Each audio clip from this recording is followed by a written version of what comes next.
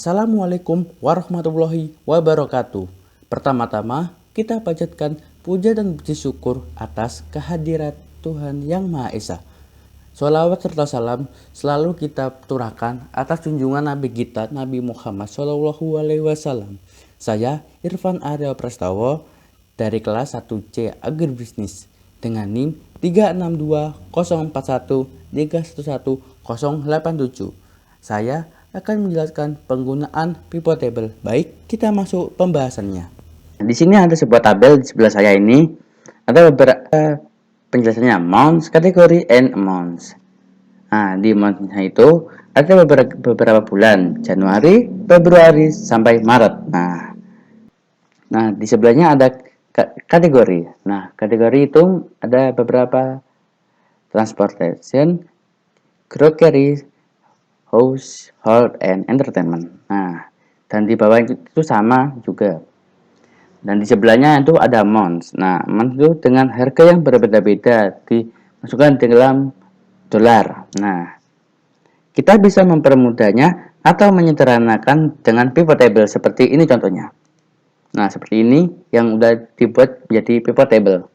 Nah, sebelum memulai ini di pivot table, nah, ada berbagai macam caranya atau penjelasannya.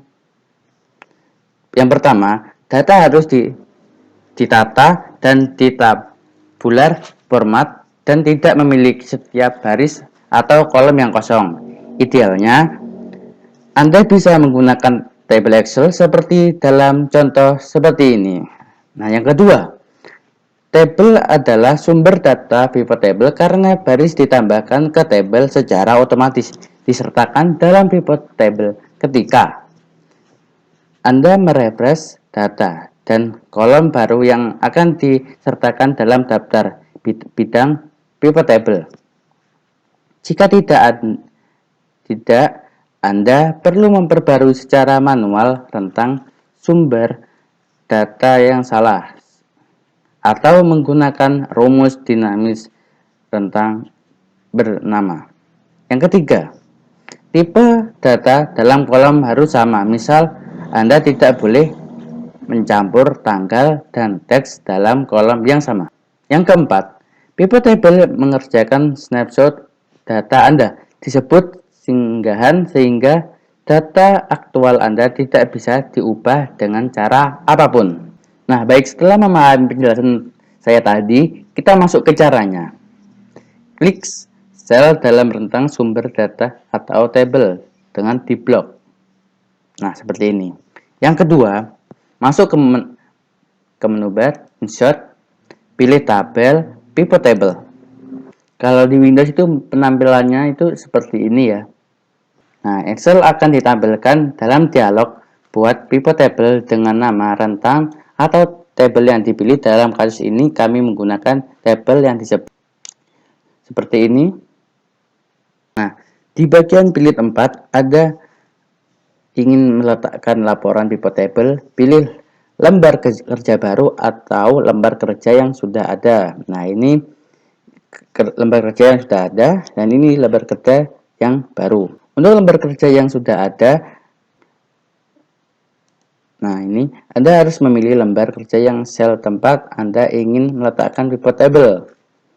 Yang kedua, jika Anda ingin menyertakan beberapa tabel atau sumber data yang di pivot table Anda, klik kontak centang ditambah dari ini ke data model seperti new worksheet. Setelah itu klik OK. Excel akan membuka pivot table kosong dan menampilkan daftar bidang pivot table. Kita OK. Nah, seperti ini. Nah, setelah itu ada ini di cost per and to reverse, ada amount, kategori, and amount. Nah, yang amount kita masukkan ke kolom label.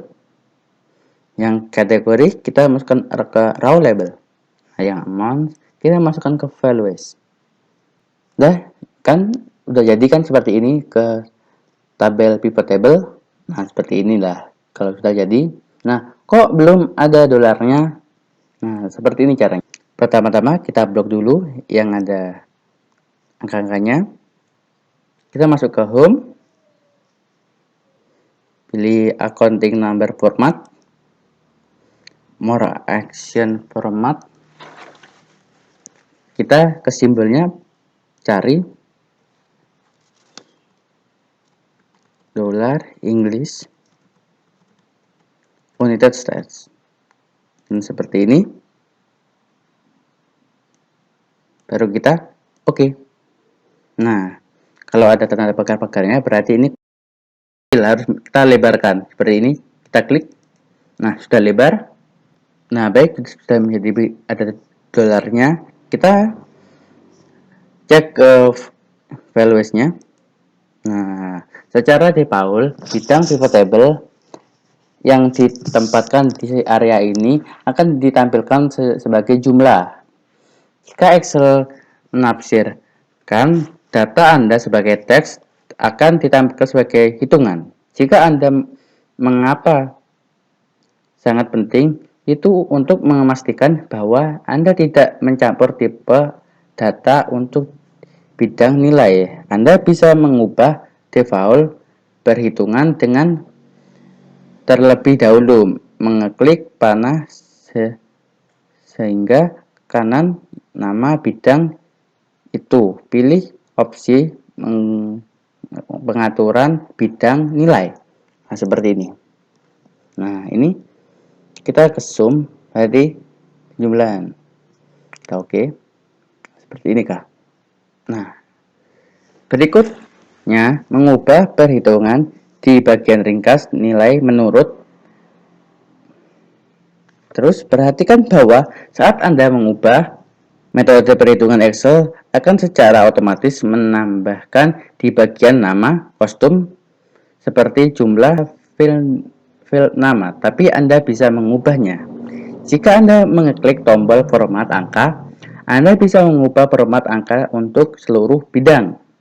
Seterusnya, perlihatkan nilai sebagai 1. Alih-alih menggunakan perhitungan untuk meringkas data, Anda juga bisa menampilkan sebagai persentage dari bidang. Dalam contoh berikut ini, ingin diubah untuk menampilkan sebagai persen dari total keseluruhan dan bukan jumlah nilai jumlah pengeluaran rumah tangga. Nah, begini caranya. Kita masuk ke values, ke value in setting, kita ke show values as, ke yang ini show value as, and kalau ini masih normal. Nah, ini kita cari of total index dan oke. Nah, akan terakumulasi menjadi 100%. Dan begitulah cara yang pertama, kita sudah membahasnya dan semoga bermanfaat dan semoga mengerti. Baik, setelah itu kita masuk cara yang kedua. Nah, yang kedua itu ketik data seperti ini, seperti tabel ini, ada daftar penjualan, ada lokasi, nama customer, kode barang, jumlah, harga jual, sampai total. Nah, ada gudang 1 sampai 4, 3, 4, 2, 2, 3, 4, 1, 2, 1, 4, 1. Nah, customernya ini seperti ini, itemnya seperti ini, dan jumlahnya seperti ini, harga jual seperti ini, dan total seperti ini. Dan ada total keseluruhannya. Nah, kurang lebih cara seperti cara yang pertama tadi. Kita blok dulu. Jangan keseluruhan ya. Kita sampai gudang 1 ini, sampai ke sel F15 seperti ini. Kita masuk ke insert, ke pivot table, dan kan table range-nya seperti ini. Kita tetap pakai new worksheet, terus klik OK. Nah, setelah itu akan muncul seperti ini lagi. Nah, kita masukkan nama customer ke kolom label, terus kode barang kita masukkan ke row label, dan total kita masukkan ke values, akan menjadi sum of total. Nah, penyajian data hasil pivot table menggunakan bentuk baris dan kolom ini masih garis kolom seperti pada contoh gambar yang tadi, tabel tadi ya. Sebagai contoh, mencari total penjualan dengan menempatkan kode barang sebagai header pada bagian baris dan nama customer sebagai header dengan bentuk kolom. Nah, seperti Ini contohnya. Dan cara hasil seperti bentuk ini adalah mencari titik koordinat pada pertemuan antara baris kolom. Sebagai contoh adalah mencari nilai total penjualan item 1 dijual ke customer 3, maka hasil yang didapatkan adalah 2000. Nah, begini hasilnya pivot table-nya yang cara yang kedua. Dan begitulah beberapa cara 1 dan 2 pada pivot table bentuk kolom. Penyajian data dengan bentuk kolom pada pivot table ini hampir dengan cara penyajian data dalam bentuk baris yang bernama dengan menggunakan bentuk ini. Files yang akan dipilih ditempatkan pada kolom label. Yang kedua, bisa belajar pivot table jenis kolom ini dengan mencoba-coba simulasi data seperti pada cara yang saya jelaskan. Meskipun ini cara mudah, tapi ada kelebihan dan kekurangannya. Kelebihannya, dari pivot table bentuk filter ini adalah Anda bisa memilih kriteria dengan jumlah yang sangat banyak dengan cara penyajian datanya sangat sedikit. Kekurangannya, dari pivot table bentuk filter ini adalah minimnya sampel data yang ditampilkan. Jadi, jika ingin melihat data yang lain harus merubah kriteria yang difilter seperti pada contoh ini. Walaupun pada kriteria yang difilter yang dipilih adalah select multiple item, tetap saja data yang ditampilkan adalah nilai keseluruhan berdasarkan setting yang dipilih, misalnya zoom. Nah, kekurangan pivot table, meskipun menggunakan pivot table ini dapat meringkas data berdasarkan kriteria yang diinginkan, ada satu hal berdasarkan pengalaman saya tadi dan dari Pak Holi dalam mata kuliahnya yang tidak di cover dengan menggunakan tools pivot table ini. Contoh suatu data yang tidak efektif ketika menggunakan pivot table adalah mencari atau mengelompokkan penjualan berdasarkan rentang tanggal yang diinginkan, misalnya tanggal 1 sampai tanggal 10. Hal ini mungkin tidak terlalu menjadi masalah jika susunan tanggal format dates-nya hanya bersisi tanggal, bulan, dan tahun. Akan tetap jika format date-nya berisi jam, menit, dan detik pembuatannya, maka pengelompokan data dengan cara ini akan tidak efektif. Penjelasan dari saya semoga bermanfaat dan dapat dimengerti. Bila ada kata yang kurang berkenan atau masih salah, saya mohon maaf yang sebesar-besarnya. Wassalamualaikum warahmatullahi wabarakatuh.